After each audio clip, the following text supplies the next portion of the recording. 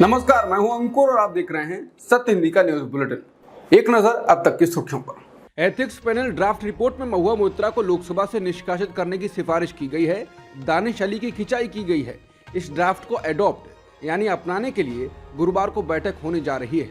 Ethics panel को लेकर NDTV, India today, Indian express समेत तमाम मीडिया रिपोर्टों में दावा किया गया है कि उन्होंने ड्राफ्ट रिपोर्ट देखी है जिसमें महुआ को लोकसभा से निष्कासित करने की सिफारिश की गई है। बता दें, महुआ ने पिछले दिनों मोदी सरकार के नजदीक माने जाने वाले अडानी समूह के खिलाफ तमाम गंभीर आरोप लगाए थे।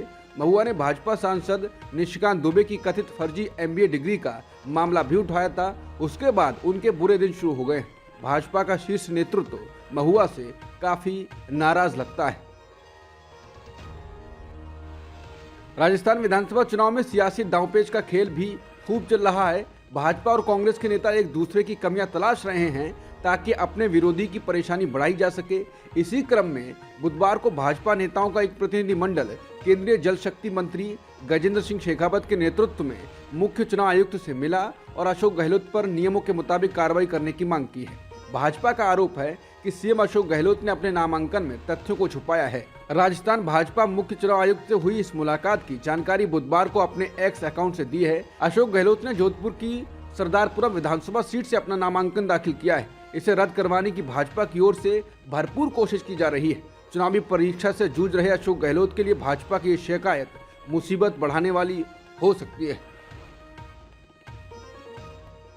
शिवसेना यूटीबी के सांसद संजय राउत ने कहा है कि ईडी और चुनाव आयोग में कोई अंतर नहीं रहा है, दोनों ही सरकार के तोते हैं। उन्होंने समाचार एजेंसी पीटीआई से कहा, इलेक्शन कमीशन और ईडी में कोई अंतर नहीं है, दोनों बीजेपी के तोते हैं। हमने इलेक्शन कमीशन का अनुभव किया है, जो बाला साहेब ठाकरे जी की पार्टी उद्धव ठाकरे साहब की लीडरशिप में काम कर रही थी, उसे उठाकर बेईमान लोगों को दे दिया। ईडी, इलेक्शन कमीशन या ऐसी कोई भी एजेंसी, बीजेपी हो या कोई और जो केंद्र की सत्ता में होते हैं, उनके ही इशारों पर काम करती है। अब 5 राज्यों के चुनाव हैं तो ईडी वहां भेजी जा रही है। महादेव और ऐसे ही कई केस लगाए जा रहे हैं। क्या ईडी को इन मामलों के बारे में पहले जानकारी नहीं थी? इस देश में जो चल रहा है वो 2024 चुनाव आने तक और बढ़ेगा। कांग्रेस नेता और स्टार प्रचारक राहुल गांधी गुरुवार को मध्य प्रदेश के दौरे पर रहेंगे। इस दौरान वो अशोकनगर में चुनावी सभा को संबोधित करेंगे। राहुल गांधी जबलपुर की पश्चिम, उत्तर मध्य और पूर्व विधानसभा में भी रोड शो करेंगे। इसके अलावा जबलपुर की एक नुक्कड़ सभा में भी वो शामिल होंगे। बता दें कि चुनावी समर में ये राहुल गांधी का दूसरा मध्य प्रदेश दौरा है। इससे पहले 10 अक्टूबर को राहुल गांधी ने विशाल जनसभा को संबोधित किया था। योगेंद्र यादव ने एक लेख ट्वीट किया है, साथ ही लिखा है कि मध्य प्रदेश में भाजपा की हार तय है। जहां जाता हूं बदलाव महसूस करता हूं। 5 राज्यों में भाजपा खोएगी ही और इसका असर लोकसभा चुनाव पर भी आ जाएगा। शिवराज की तरह मोदी को भी जाना पड़े तो अचरज नहीं होना चाहिए। उन्होंने कहा कि आज देश की सभी संस्थाओं को बर्बाद किया जा रहा है। जनता परेशान है, देश का किसान परेशान है। जनता अब जाग रही है, देश का किसान जाग रहा है। देश का किसान पूरे देश से एकत्र होकर इस किसान विरोधी सरकार को हराने के लिए वोटर के पास जाएगा और उसका कीमती वोट मांगेगा। उत्तर प्रदेश के मुख्यमंत्री योगी आदित्यनाथ ने बुधवार को कहा कि कांग्रेस हमारी आस्था से खिलवाड़ करती रही है, लेकिन केदारनाथ में राहुल गांधी की तस्वीर देखकर अच्छा लगा। 17 नवंबर के चुनाव से पहले मध्य प्रदेश के पन्ना जिले की एक रैली में योगी आदित्यनाथ ने कहा कि कांग्रेस ने अतीत में हमारी आस्था के साथ खिलवाड़ किया, लेकिन खुशी है कि गांधी ने हाल ही में केदारनाथ मंदिर का दौरा किया। उन्होंने कहा कि पहले कांग्रेस हमारी आस्था से खिलवाड़ करती थी, लेकिन बीते दिन राहुल गांधी जब केदारनाथ गए तो वह तस्वीरें देखकर मुझे अच्छा लगा। उन्होंने कहा कि राहुल गांधी पहले ही इस बात को मानते हैं कि वो इन चुनावों में हार रहे हैं, इसलिए वो मैदान छोड़कर भाग गए हैं। गाजियाबाद पुलिस ने कहा है कि कवि कुमार विश्वास के काफिले पर किसी अज्ञात व्यक्ति द्वारा हमले के आरोप शुरुआती जांच में साबित नहीं हुए हैं।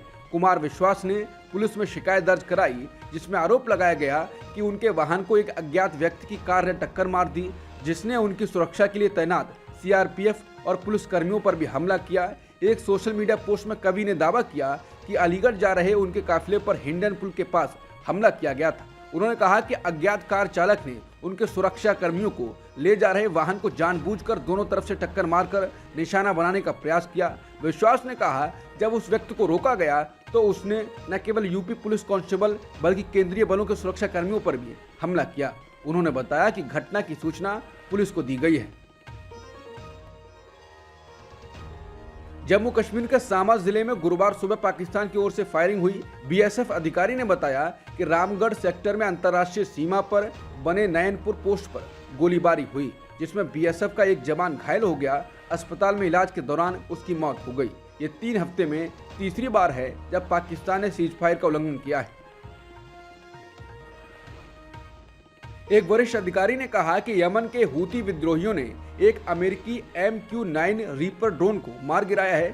समाचार एजेंसी AFP के मुताबिक एक अमेरिकी अधिकारी ने बताया है कि अमेरिकी सेना के रिमोट से संचालित एयरक्राफ्ट MQ-9 को हूती बलों ने यमन के तट पर मार गिराया है। हूती एक हथियारबंद समूह है जो यमन की सऊदी समर्थक सरकार से साल 2015 से युद्ध लड़ रहा है। इससे पहले हूती विद्रोहियों ने ये धमकी दी थी कि अगर अमेरिका इजराइल और हमास के युद्ध में सीधे शामिल हुआ तो वो हमास के साथ इजराइल पर हमले में शामिल हो जाएंगे। अमेरिकी रक्षा सचिव लॉयड ऑस्टिन ने कहा है कि अमेरिकी कर्मियों के खिलाफ हमलों के जवाब में अमेरिकी युद्धक विमानों ने बुधवार को पूर्वी सीरिया में ईरान से जुड़े हथियार भंडारण सुविधा पर हमला किया। हमले में ईरान समर्थित समूहों के 9 सदस्य मारे गए। बता दें, लगभग 2 सप्ताह में ये दूसरी बार है कि अमेरिका ने सीरिया में किसी स्थान को निशाना बनाया है। उसके अनुसार ये ईरान से जुड़ा हुआ है। अमेरिका ईरान और उसके प्रतिनिधियों को इजराइल हमास की लड़ाई को क्षेत्रीय युद्ध में बदलने से रोकने का प्रयास कर रहा है। एक वरिष्ठ अमेरिकी रक्षा अधिकारी ने कहा कि हमले से स्पष्ट संदेश ईरानी वरिष्ठ नेताओं के लिए है कि हम चाहते हैं कि आप अपने प्रॉक्सी और मिलिशिया समूहों को हम पर हमला करना बंद करने का निर्देश दें। एक इजरायली मंत्री ने कहा है कि इजरायली प्रधानमंत्री बेन्यामिन नेतन्याहू को युद्ध समाप्त होने के 3 महीने के भीतर चुनाव कराना होगा। श्रम मंत्री योब बेन-तजूर ने कहा कि जनता अपनी बात कहेगी और फिर हम देखेंगे कि नेतन्याहू को जनादेश मिलता है या नहीं मिलता है। उन्होंने कहा कि शालीनता के लिए जरूरी है कि इतनी भयानक घटना के बाद जनता को अपनी बात कहनी चाहिए। उन्होंने कहा, मौजूदा स्थिति में सरकार काम करना जारी नहीं रख पाएगी। बता दें, अधिकारियों और जनता ने 7 अक्टूबर के हमले के लिए जिम्मेदारी स्वीकार करने से नेतन्याहू के इनकार पर असंतोष दिखाया है। हमास के खिलाफ इजराइल का युद्ध अपने 34वें दिन में प्रवेश कर गया है। इस संघर्ष में गजा के स्वास्थ्य मंत्रालय की रिपोर्ट के मुताबिक 10,569 से अधिक फिलिस्तीनी मारे गए। इससे पहले जब हमास ने हमला किया था तो कम से कम 1300 इजरायली मारे गए थे और 3,300 से अधिक घायल हो गए थे। इसके अलावा हमास ने अभी तक विदेशी नागरिकों सहित 242 से अधिक सैनिकों और नागरिकों को बंधक बना रखा है। न्यूयॉर्क पोस्ट की रिपोर्ट के मुताबिक हमास के 3 बड़े नेता कथित तौर पर आरामदायक जिंदगी बिता रहे हैं और उनके पास कथित तौर पर 11 अरब डॉलर की संयुक्त संपत्ति है। इनके पास कतर और तुर्की में शानदार घर हैं और निजी जेट विमान और ऐशो आराम की चीजें उपलब्ध हैं। रिपोर्ट में हमास के 3 बड़े नेताओं इस्माइल हनिये, मूसा अबू मरजुक और खालिद मशाल के नाम हैं। रिपोर्ट के मुताबिक इनकी सालाना फंडिंग कतर से होती है। तीनों हमास नेताओं को अक्सर डिप्लोमेटिक क्लबों का दौरा करते हुए और निजी जेट में यात्रा करते हुए देखा गया है। अब तक की सुर्खियों में इतना ही। बाकी खबरों के लिए बने रहिए सत्यहिंदी.com के साथ।